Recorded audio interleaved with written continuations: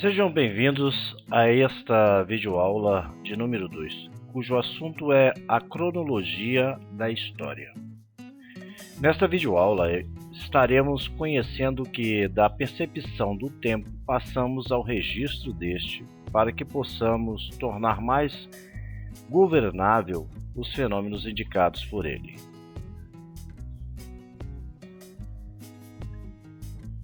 Para que se possa entender o princípio do registro do tempo, viajaremos neste tempo até a provável época em que passamos a notar os ciclos dias e noites.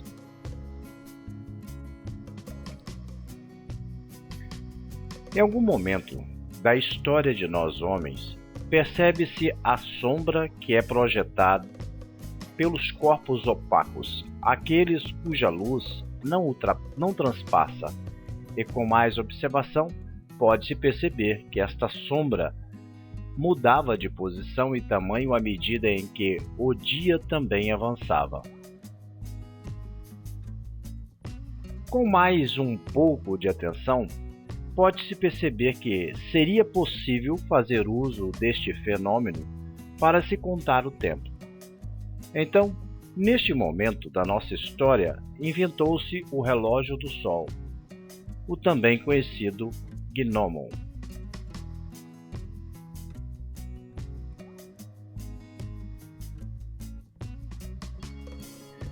Mas como será que se definiu as horas?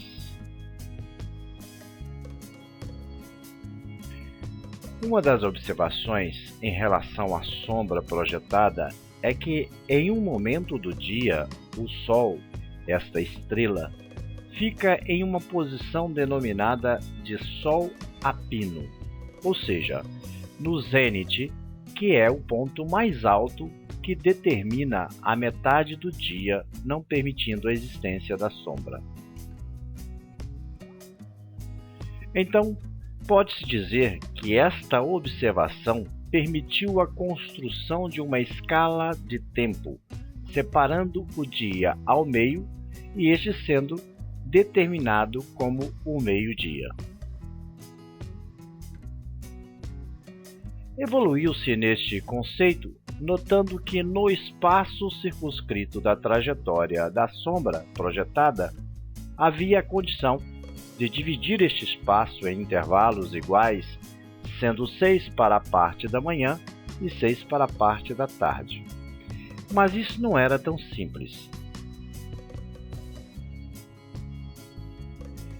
Demandou-se muito tempo e desenvolvimento nos campos principalmente da matemática e da astronomia, pois para que se pudesse ter a mesma hora em locais diferentes, algumas considerações deveriam ocorrer.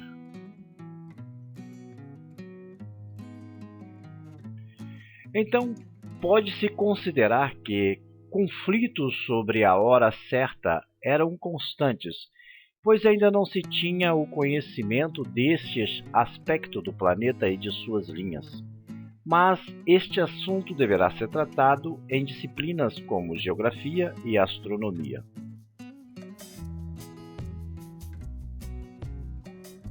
Muito bem. O que se pode observar que, no contexto histórico, o relógio do Sol, utilizado por diversos povos e civilizações da antiguidade, foi construído considerando uma divisão da circunferência ou rota da sombra projetada em 12 partes, sendo que cada parte representa uma hora específica do dia.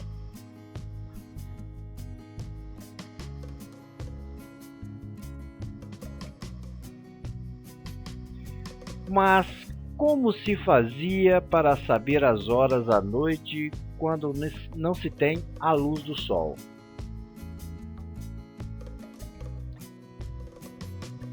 Boa pergunta. Como? A história nos mostra que muitas outras soluções foram aplicadas ao longo do tempo. Como solução para contar o tempo, pode citar o uso das ampulhetas. Este instrumento, muito utilizado pelos povos do Egito Antigo, servia para contar o tempo, mas sem dúvida alguma, era muito trabalhoso para que se medisse o tempo das horas noturnas e não era muito preciso.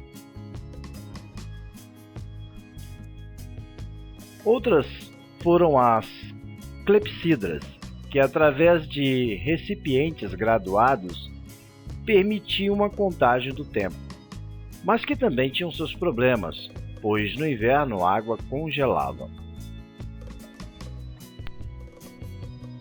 Utilizando cordas embebidas em parafina na Idade Média, conseguia-se contar o tempo dando-se nós em intervalos de distâncias regulares, mas isso não era muito preciso. Também se utilizava velas que, graduadas, podiam determinar o tempo, mas também bastante impreciso. Estranha coincidência. O mais famoso relógio astronômico chinês desapareceu 4 anos depois da criação do mais importante relógio astronômico da Europa Ocidental, o de Giovanni de Dongyi, que comporta um escapo mecânico de vara de palhetas, numerador e roda de encontro acionado por pesos. Esse sistema substitui o dos relógios de água utilizados até então. Os engenheiros medievais, que, no entanto, tinham sabido utilizar a energia hidráulica para fins tão numerosos quanto variados, aperceberam-se rapidamente de suas limitações na construção de relógios. A partir da mecanização instrumental do tempo, iniciou-se uma verdadeira corrida para que se estabeleça a melhor e mais exata referência da hora, dos minutos e dos segundos. Então, meus amigos, pode-se compreender o quanto somos influenciados pelo tempo e que este deve ser conhecido por todos nós, dada a importância do passado, do presente e do futuro em nossas vidas. Na próxima aula, estaremos falando sobre os tempos históricos. Até a próxima!